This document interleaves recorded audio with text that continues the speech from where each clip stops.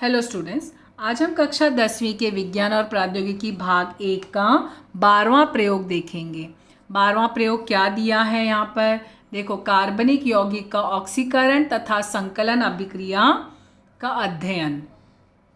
उद्देश्य क्या दिया है? कार्बनिक यौगिक के ऑक्सीकरण तथा संकलन अभिक्रिया का अध्ययन करना, इथेनॉल की ऑक्सीकरण अभिक्रिया का अध्ययन और वसा के संकलन अभिक्रिया का अध्ययन। दो प्रयोग हैं। अब यहाँ सामग्री क्या है? परख नली लेना है, बर्नर की जगह पे स्पिरिट लैंप भी ले सकते हैं, मापन जार है, ड्रॉपर, इथेनॉल, सोडियम कार्बोनेट का तनु विलयन, पोटेशियम परमैंगनेट का तनु विलयन, टिंचर आयोडीन, वनस्पति घी, मूंगफली, कुसुम, सूर्यमुखी जैसे वनस्पति खाद्य तेल। ठीक है, कुसुम तेल होता है ये प्रकार, ये सब तेल है, मूंगफली के तेल है, वनस्पति घी है, कुसुम तेल, सूर्यमुखी जैसे वनस्पति खाद्य तेल, ये सब जो है सामग्री है। और फिर उसके बाद यहाँ पर देखो कृति क्या दी गई है। कृति में क्या बोला है? पहला, इथेनॉल का ऑक्सीकरण की अभिक्रिया का अध्ययन करना। तो क्या करना? परख नली में 2-3 मिलीलीटर इथेनॉल लो, फिर 5 मिलीलीटर सोडियम कार्बोनेट का तनु विलयन उसमें डालो, फिर मिश्रण गुनगुना होने तक गर्म करो। अब स्पिरिट लैंप में या बर्नर की सहायता से गर्म करो। तो गर्म जब करोगे तो मतलब कब तक गर्म करना? गुनगुना होने तक।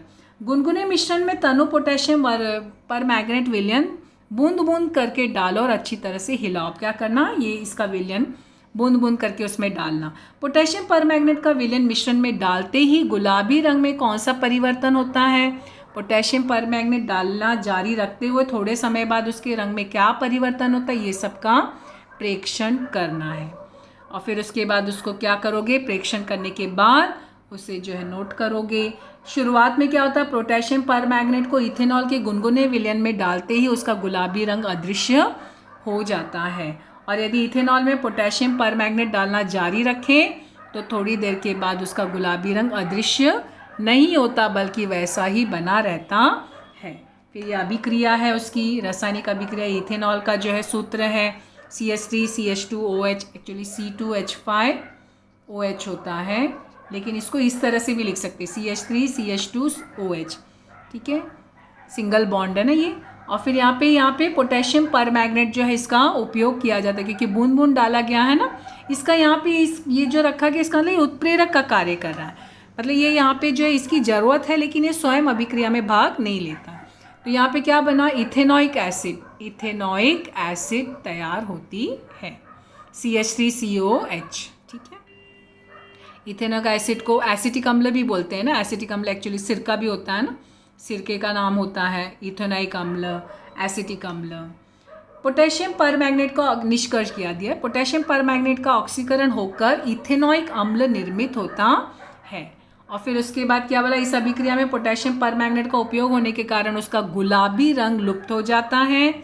और फिर आगे क्या बोला? ऑक्सीकरण की अभिक्रिया के पूर्ण होने के बाद यदि यहाँ पे आएगा पोटेशियम परमैंगनेट, ये थोड़ा सा छोटा है इसके लिए नीचे करके लिखा गया है, लेकिन नोट करना अच्छे से, नीट एंड क्लीन डाला जाए तो उसकी उपस्थिति के कारण विलयन का गुलाबी रंग पुनः प्राप्त हो जाता है। ये निष्कर्ष है इसका। फिर अभी हमें एक प्रयोग और करना है इसमें ना, बी वाला क्या दिया? वसा का संकलन अभिक्रिया का अध्ययन।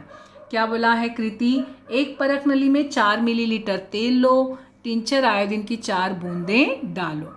ठीक है, ये सारी जो है वहाँ पर आयोडीन का विलयन वहाँ पे होगा। परख नली लेकर फिर उसमें अच्छी तरह से मिलाओ। आयोडीन के विलयन के रंग का प्रेक्षण करना है और फिर यही कृति अन्य तेल और घी के साथ भी करना है। और फिर सब जो है प्रेक्षण नोट करना प्रेक्षण तालिका में।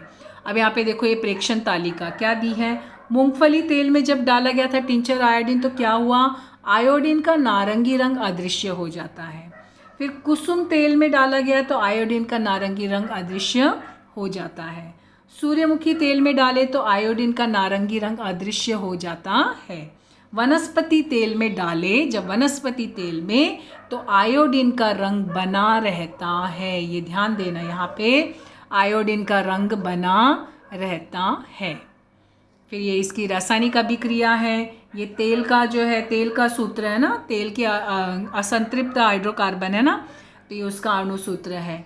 और यहाँ पे ये रंगीन विलयन आयोडीन का विलयन है ये, तो यहाँ पर इस प्रकार से ये संतृप्त, ये जो है देखो ये डबल बॉन्ड है, ये बाद में जाके सिंगल बॉन्ड हो गया, एकल सहसंयोजक की बंध आ गया ना, तो संतृप्त हो गया। और यहाँ पे जो है ये डबल बॉन्ड था, इसके लिए असंतृप्त था ये। फिर इस प्रकार से निष्कर्ष लिखोगे। निष्कर्ष क्या है कि वसा अम्ल में आयोडीन का संकलन होने के कारण आयोडीन का उपयोग किया जाता है, इसी कारण रंगीन विलयन रंगहीन हो जाता है। परंतु यही कृति वनस्पति घी के साथ करने पर ऐसा रंग परिवर्तन दिखाई नहीं देता, क्योंकि वनस्पति घी संतृप्त हाइड्रोकार्बन होने के कारण संकलन अभिक्रिया घटित नहीं घटती है। ठीक है, तो यहाँ पर आयोडीन परीक्षण की कसौटी वनस्पति तेल के अणु में बहुबंध की उपस्थिति दर्शाती है, बहुबंध। ठीक है, तो वहाँ पर सावधानी क्या करना है, इथेनॉल और सोडियम कार्बोनेट के मिश्रण को ध्यानपूर्वक गरम करें। जब गरम करना तो बहुत ध्यान से। इस प्रकार से ये हमारा जो है प्रयोग क्रमांक 12 कंप्लीट होता है। Thank you.